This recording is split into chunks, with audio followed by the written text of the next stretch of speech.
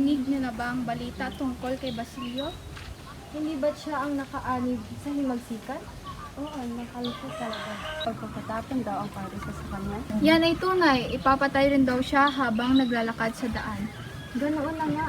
Kung ang mga praile nga na isinangkop ay nadigti sa binibitayan, si Basilio pa ngang mahirap, walang kaibigan o tagapangalaga? Sabi ko na nga ba? Kapat dapat yan nakaprosahan sa kanya. Hermana Pedro, magdahan-dahan sa pananalita. Ang aking sinabit ay totoo. Ayaw nga niyang hawakan ng agawin dito at magkrusa pagpasok sa simbahan. Tsak na kung ano ang nangyayari sa kanya ngayon ay parusa ng Diyos. May mga binanggit pang mga sakit at mga hayop. Ngunit hindi ako niniwala sa parusa ng Diyos. Sa pagkakulong ni Basilio, napakabait at mapayapa estudyante iyon. Paumanhin, ngunit ako'y aalisin.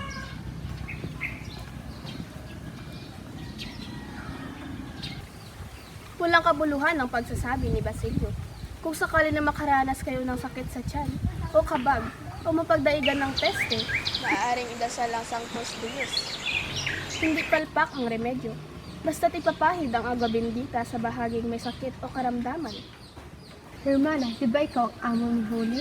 Alam mo naman siguro na malaki ang kanyang tulong at suporta sa dalaga.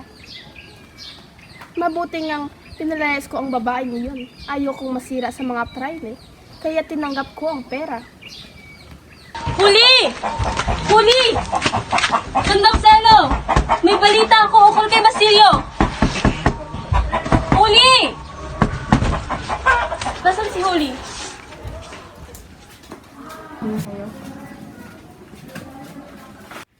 Huli! Si Basilio!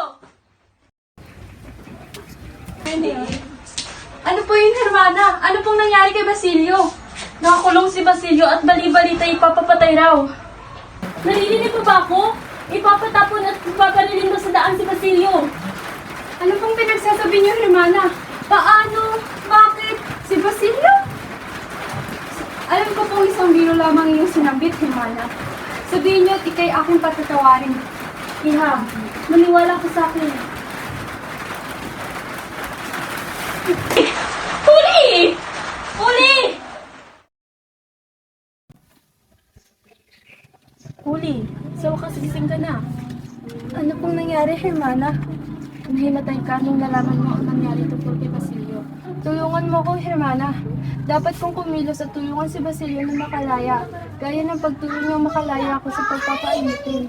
Huwag kang mag-alala niya. May naisip akong paraan. Ano po yun, Hermana? Lumapit tayo kay Padre Camora. Siya lang ang makakatulong sa atin. Kay Padre Camora?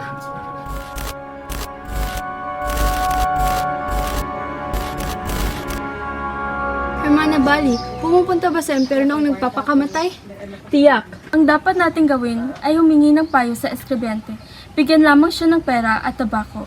Basta't meron kang piso, maliligtas ka niya kahit malapit ka na sa binibitayan. Sa halagang 2.5 reales at isang rosca de ahos, ay napalaya ng eskribente si Simon nung siya ay nabugbog at nakulong.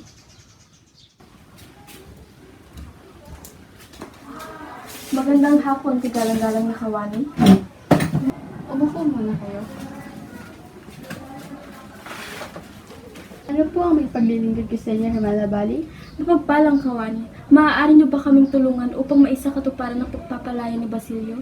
Paumanhin, pero hindi kayo mapalaya si Basilio sa kanyang pagkabalungkot. Nagmamakaawa ako, mahal na kawani. Tulungan mo kaming mapalaya si Basilio. Sa kabila ng aking hangarin na makatulong, wala akong kakayahan o kapangyarihan na palaya si Basilio. Pero mabibigyan ko kayo ng isang magandang payo. Pumunta kayo sa hukom pamayapa. Ngunit kasama si Huli.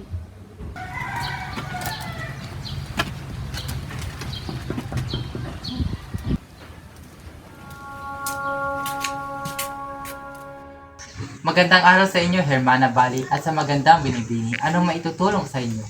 Mapagpalang hukom, kami po'y humahangad ng inyong kalinga at tulong upang mapalaya si Basilio sa kanyang pagkakabilanggo. Wala. Ako hindi makatulong riyan. Umaasa po kami na inyong maulawaan ang kahalagahan ng kanyang kalayaan at ang katarungan na nararapat sa kanya. Sa Sa kabila ng aking hangarin na makatulong na mapalaya si Basilio sapagkat limitado lang ang aking kapangyarihan ng katawan. Ngunit, kinakailangan ko ng inyong tulong. Importante ang kaligtasan ni Basilio. Maaring humingi kayo ng tulong kay Padre Camora upang matupad ang inyong mga hikain. Isang salita lang niya ay maipapatapon ng isang bagong silang na sanggol.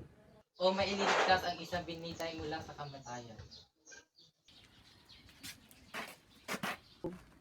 Ayoko. Ayoko, Hermana Bali. Ayoko. Iha, may problema ba? Ayokong pumunta sa kumbento. Kailangan natin pumunta sa kumbento para sa kaligtasan ni Basilio. Ayaw ko po talaga pumunta sa kumbento, Hermana Bali! Huli! Huli! Hermana! Bigyan mo naman ako ng iyong katiwalaan, Huli. Kasama mo naman ako pupunta sa kumbento.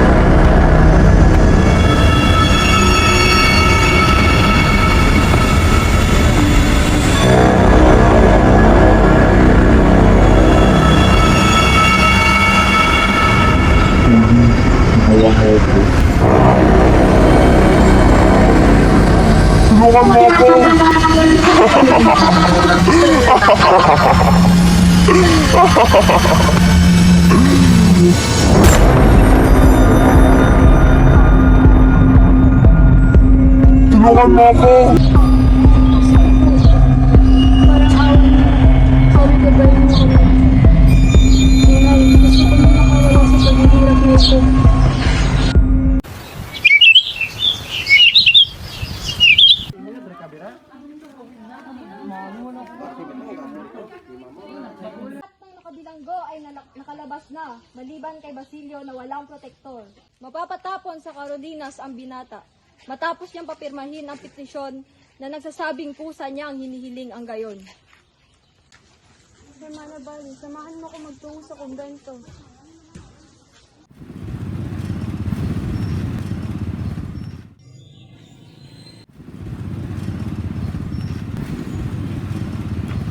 Gagabihin tayo!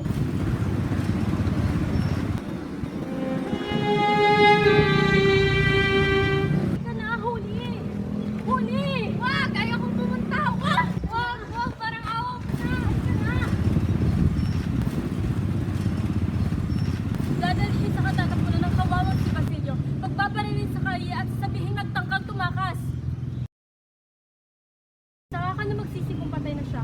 Ako'y walang